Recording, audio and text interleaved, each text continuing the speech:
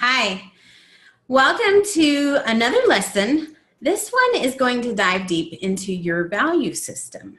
And this might not be something that you think about every day. Actually, our values are something that we naturally develop as we grow. And it's usually taught to us by our parents and grandparents and friends and whoever we spend more time with. It's a concept of how we react to certain situations, how we behave, and what we think about or feel about different things going on in the world. So, with this topic, I find that this is one of the most critical aspects needed in our world today is to have and establish value system, to behave with noble or virtuous character. And the reason for that, really, it was brought to my attention from my son. And he was having a hard time finding friends that had a good value system. So I started to think, well, yeah, there's a gap with this in society today.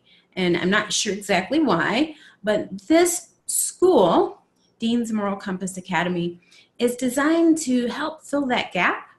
And this program is designed to help you learn who you are authentically. And part of that is to know what your value system is. So I'm going to jump right into the slides so that we can share the just what are our values, what are our morals, and that sort of thing. So we'll go ahead and get started. Okay. So identify core values and promote virtuous character. What are values? Well, you might hear some people talk about values. Some other terms you may hear are virtues, virtuous, moral, compass, morality, noble, nobility. There's all sorts of words. They kind of all dance around the same campfire, but the values is a word that if you think about when you go shopping, you place a value on something. You think, well, this is worth a certain amount. So the value is whatever you're placing a dollar amount of worth on. And it's somewhat been taken out of context with when we talk about virtues and virtuous behavior, but I include values because it's what a lot of people refer to when they think about what are our deepest beliefs, what are these concepts inside of us that predict our behavior. So values is that. I actually prefer the word virtues instead. But virtues and virtuous and moral and even moral compass, morality, noble, those are all stemming from this deep, concerted understanding of who we are authentically. This belief system, which for many people, it's a Christian belief system. And so our values, our virtues, come from the Bible. And this is where we figure out, well, the 10 Commandments say to not murder and not steal and not lie and don't commit adultery. So that is where it starts to be ingrained in us as to what's acceptable and what's not acceptable. Now, there are other types of values or virtues, such as the fruit of the Spirit: love, joy, peace, patience, kindness, goodness. All of these types of concepts or words they come from the Bible, but they're teaching us that love is a good thing. There are different types of love, which in our society today, many people don't understand that there are different types of love, right? Because God calls us to love Him first, the greatest commandment, love God, and then love others. Well, how do we love somebody that we don't like very much? And that's something that we need to wrestle with. How can we still love others if we don't agree with them? And what does it mean to love people? You love your spouse in a certain way, you love your children in a certain way, and you love your neighbor in a certain way, you love your boss in a certain way. It's a different type of love, right? And so that's an entirely different class But I want you to know that your value system, what's deep inside of who you are, part of your DNA, your genetic makeup, is what predicts your behavior. And as an example, let's say you go to the grocery store, and at the grocery store, the cashier gives you $20 in change, too much. What do? Well, depending on your foundation and what your virtues are, where your moral compass is at, you may or may not give that change back to the person. You may just walk out of the store and think, hey, it's my lucky day. Or you may recognize that you have this money that's extra and it doesn't belong to you, which would be considered stealing, even though you didn't do it intentionally. And so you give it back, right? Now, in our world today, a lot of people look at the world as relative. Our behavior is relative. Well, they think if I don't get caught, it's not a big deal. But is it? Or they think, I can do this little white lie as long as no one finds out. Or it's really not going to hurt anybody. Or it's better if I do it because then nobody gets hurt. But is that the right thing to do? As a Christian, I believe we have a very black and white distinction in what's right and wrong. And it's not relative. It's not based on what's best for me is different from what's best for you. It's very clear cut. And the Bible gives me that foundation for what is acceptable and what is not. Just it goes back to the 10 Commandments, like I said. We know that it's not right to murder. But why will our society say it's okay to abort babies? And there's some gray areas there that have emerged over time that's just making this decision much more cloudy than it needs to be. In my mind, it's very clear cut. We don't murder. So we don't abort babies. Now, I understand that there's some people that will rationalize, well, what if the child is conceived through rape? I go back to the Bible. We don't murder. We don't abort. So you have to have some sort of basis for your argument, right? And maybe you are pro-choice, and that's completely up to you. But we need to be able to have these rational decisions with ourselves to know where we stand on certain issues, but also to decide how do we do this in a loving way in the world without offending people, without hurting people. Sometimes it's okay to agree to disagree, right? So at the end of the day, my philosophy is that I can't please everybody, but I can go to bed at night and feel like I did the best that I did. Now, knowing that I'm a human being and I will make mistakes and I will sin, but I try not to. I try really hard not to, but I still mess up. So I don't want you to get down on yourself or feel upset or frustrated because this is too hard.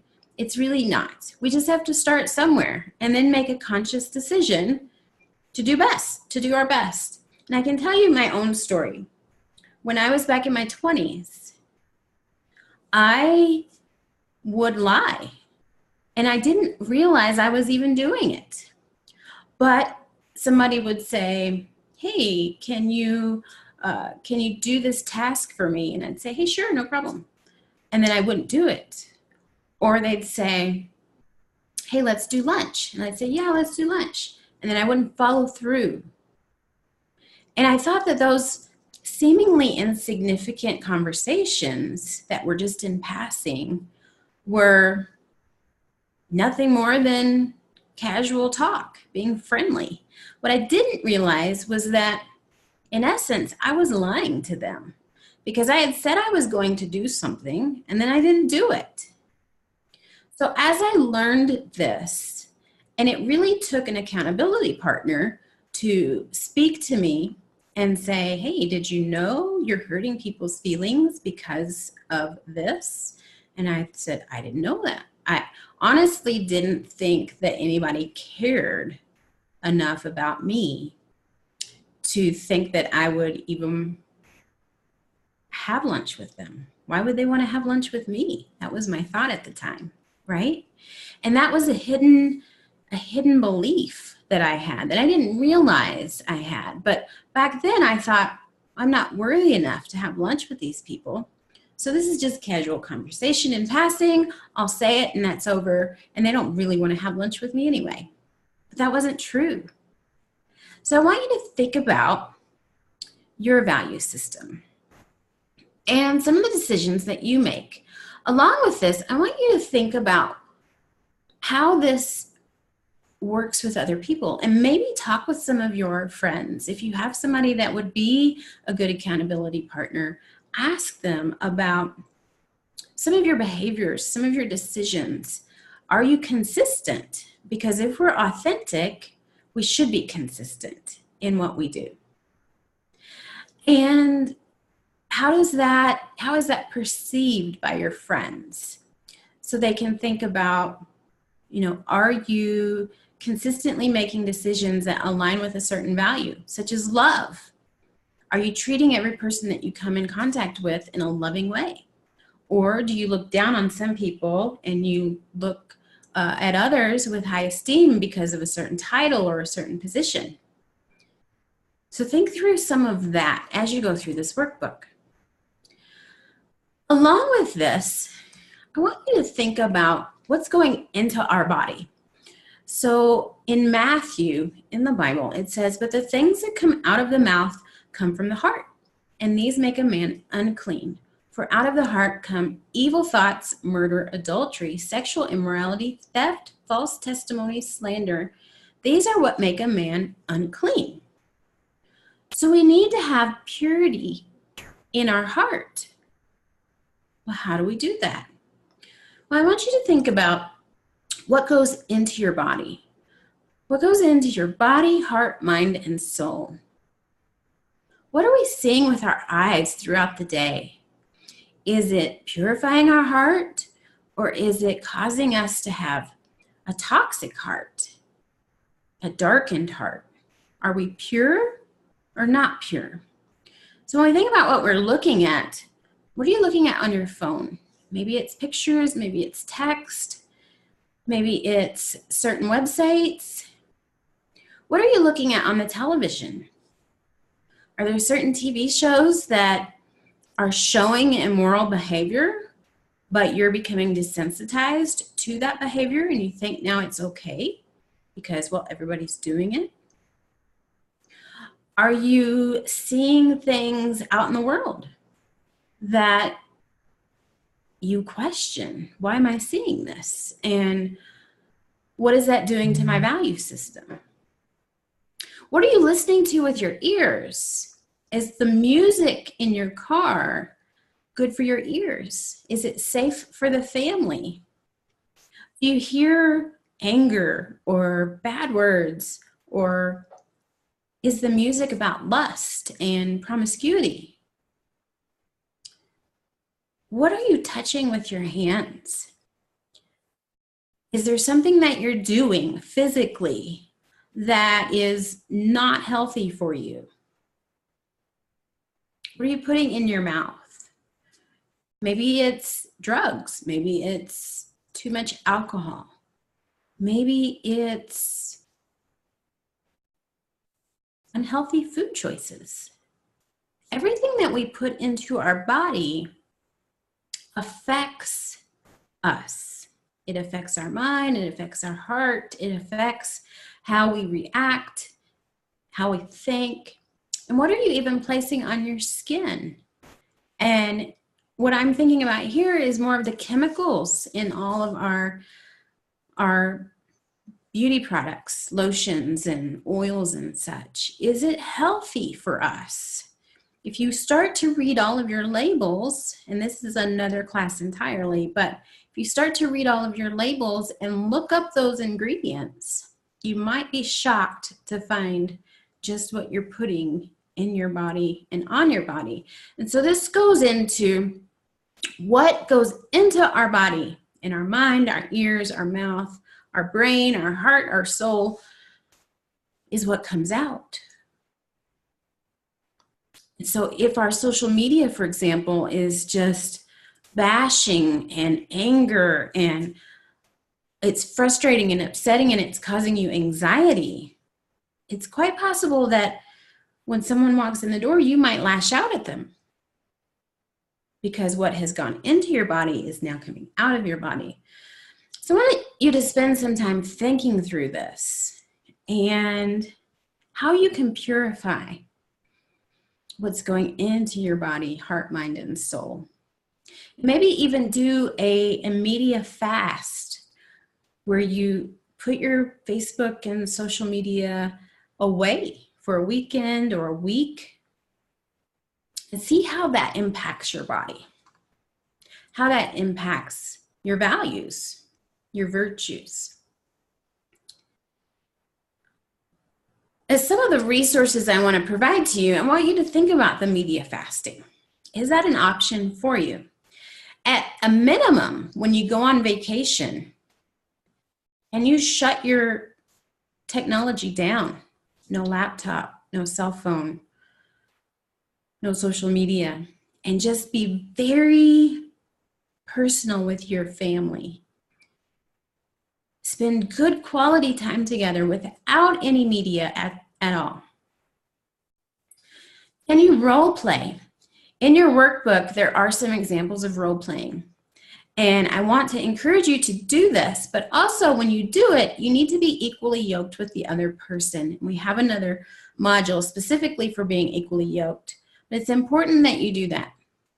You can role play just writing it down and speculating as you will with the workbook. You can role play in person with other people.